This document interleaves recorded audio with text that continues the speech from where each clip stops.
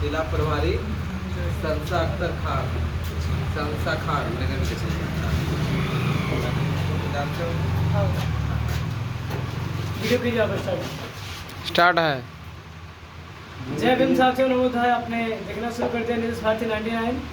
और अभी हमारे साथ भीम आर्मी जो संगठन है, जो देश में जो राष्ट्रीय संगठन है, उनके जिला अध्यक्ष हमारे पास हैं। प्रदेश सचिव हैं बलीबौत जी, जिला अध्यक्ष सौरभ राज जी हैं। तो अभी हम आदरणीय श्रीमान सौरभ राज से बात करेंगे, जो हमारे आजाद समाज पार्टी भीम आर्मी के संस्थापक जो सांसद बने हैं आदरणीय चंद्रशेखर भाई। तो वो 11 मई को गया में आ रहे हैं।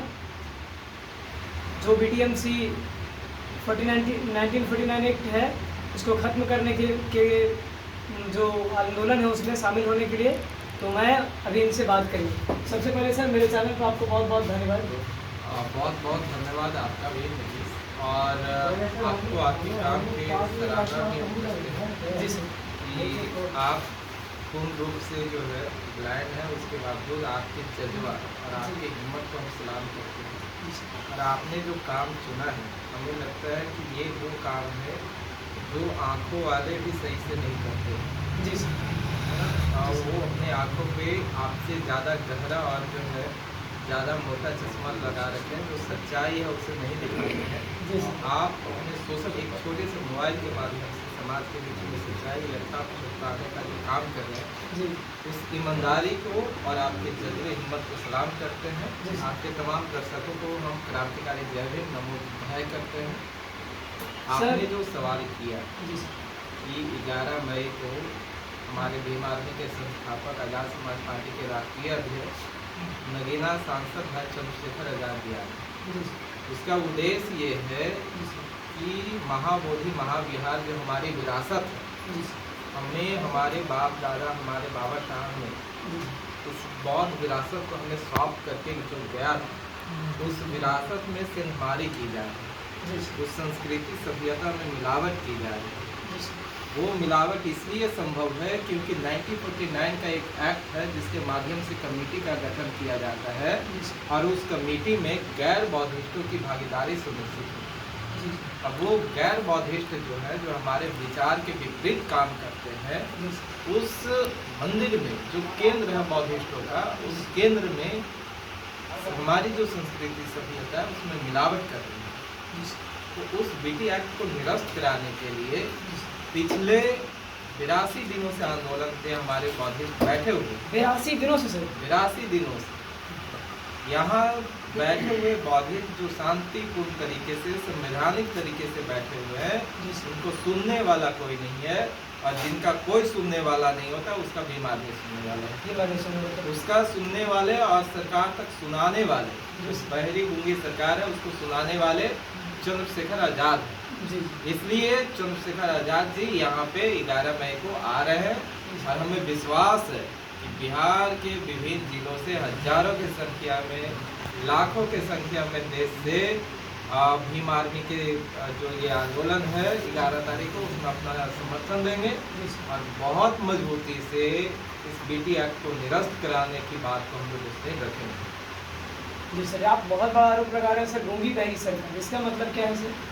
गूंगी बहरी ही तो है। आप बताओ कि ये बौद्धिस्ट जो पिछले 82 दिनों से बैठे हुए, इनको देखने और सुनने वाले पूरा दुनिया से लोग आए, केवल भारत नहीं, पूरी दुनिया से, ऑस्ट्रेलिया से लोग आए, अमेरिका से लोग आए, जापान से लोग आए, म्यांमार से लोग आए, नेपाल से लोग आए। मतलब पूरा दुनिया इसको देख पा रही है, लेकिन बिहार सरकार और भारत सरकार इसको नहीं देख पा रही है। इनके आवाज़ को पूरे दुनिया को लोग सुन रहे हैं और उसकी निंदा कर रहे हैं, लेकिन बिहार सरकार और भारत सरकार नहीं सुन पा रही है। तो भाई ये हम क्या करें? ये गूंगी बहरी ही सरकार तो है। और ये गूंगी बहरी शायद इसलिए है क्योंकि ये लड़ाई इस देश के मूल निवासियों का है। ये लड़ाई बाबा साहब के सौंपे हुए विरासत को बचाने की लड़ाई है।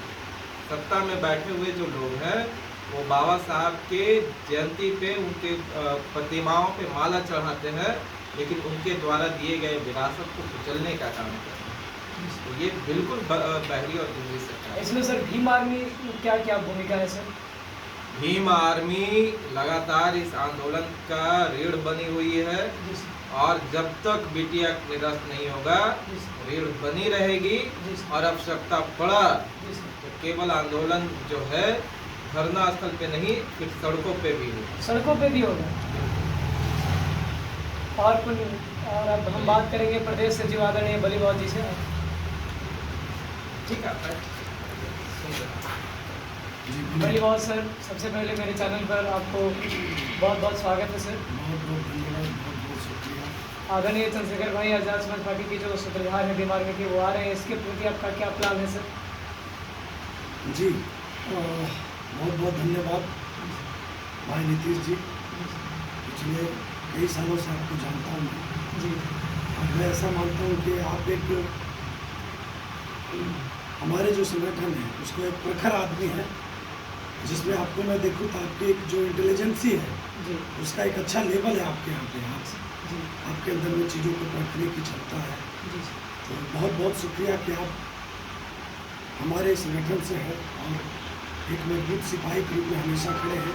जी पहले ही आपके अंदर में एक ब्लाइंड जैसी समस्या है, जी सर, लेकिन मैं उस समस्या को नहीं मानता हूँ। जितना आपके अंदर की मजबूती है, जो डेडिकेशन है, जो जज्बा है, मुझे लगता है वो उन चीज़ों के सामने आप बहुत ही मजबूत हैं।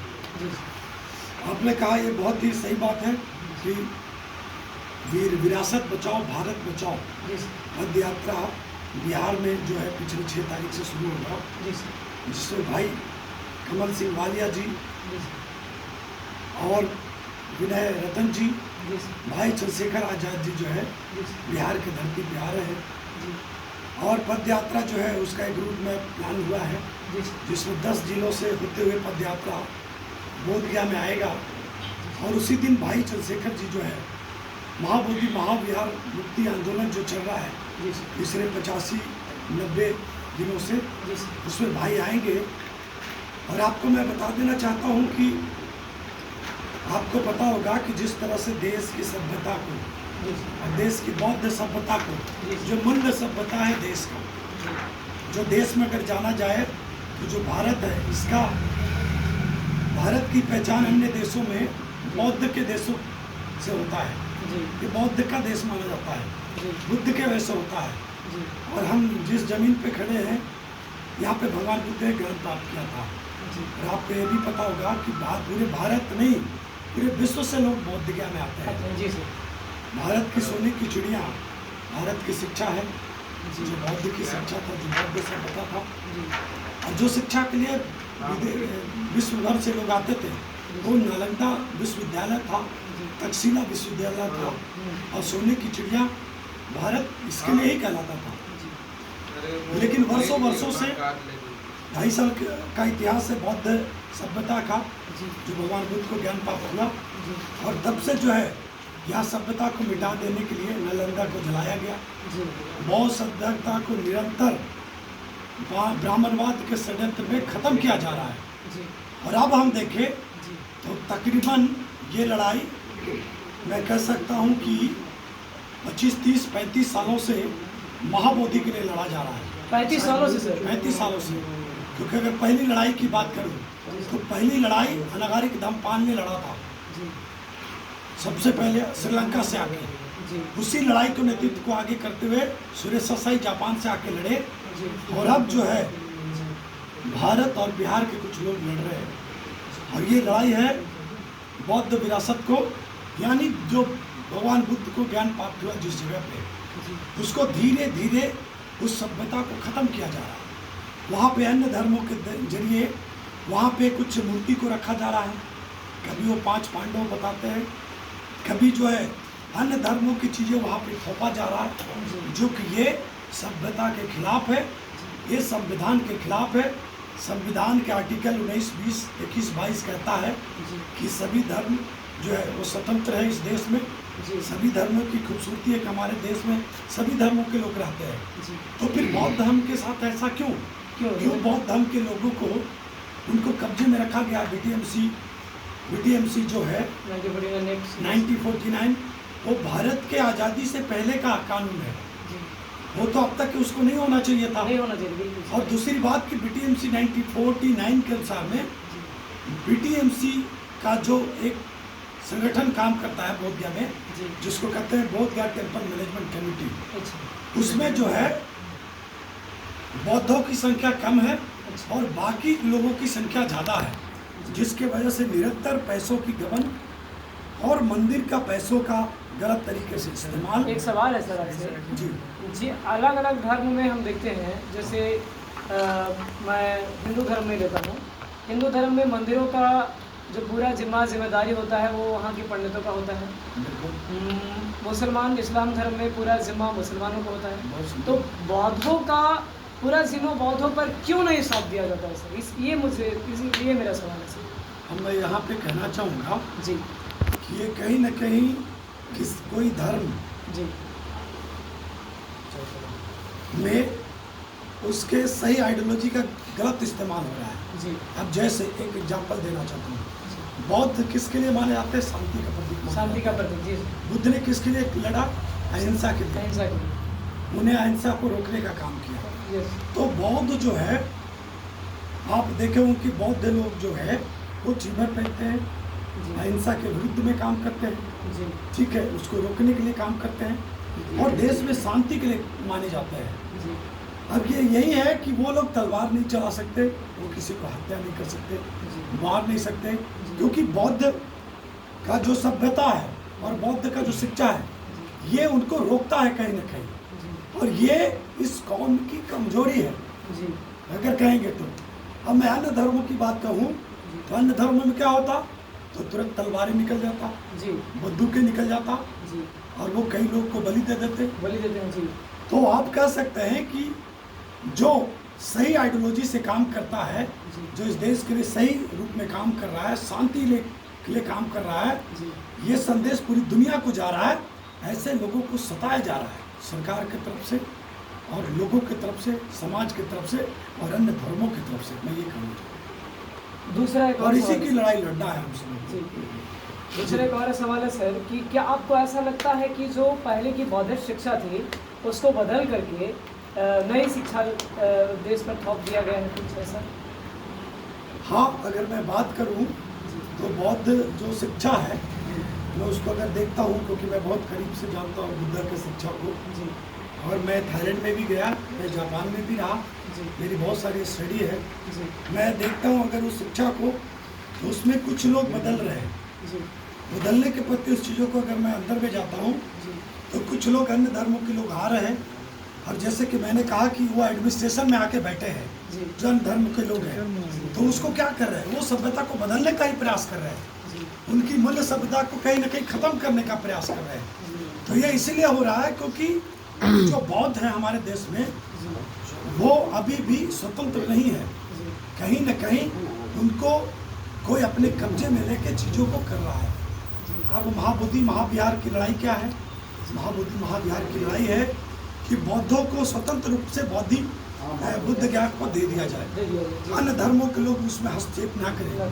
बीटीएमसी जो है कमेटी है उसमें सिर्फ बौद्ध हो और बौद्ध ही उसका संचालन करे, अन्य धर्म के लोग ना रहे। अगर इस तरह की चीज़ें आता है संवैधानिक रूप में, तो जब वो संचालन करेंगे तो इस प्रकार की कोई भेदभावना नहीं रह जाएगा, मूल्य सभ्यता भी सही तरीके से प्रसारित होगा और चीज़ें का भी सही ख्याल रखा जाएगा।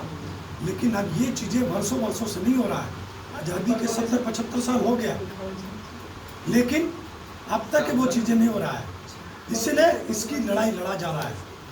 तो हम सब और भीम आर्मी मजबूत तरीके से लड़ेगी, और इस पर भीम आर्मी की ताकत गवर्नमेंट भी समझती है, भारत सरकार हो, बिहार सरकार हो, भीम आर्मी इस बार बौद्धों को स्वतंत्रता और न्याय दिला के रहेगी, इसके लिए भाई आ रहे हैं।